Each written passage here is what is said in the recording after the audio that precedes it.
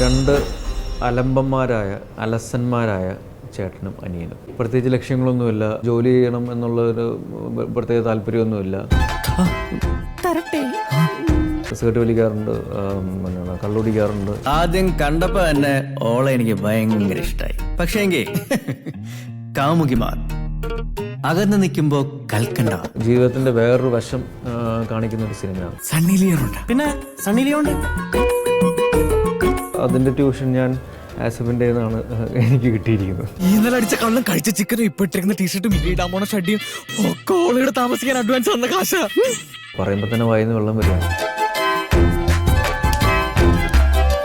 Star life ഇന്ന് വൈകുന്നേരം 3:30 ഫ്ലവേഴ്സിൽ HD ദൃശ്യമികവോടെ.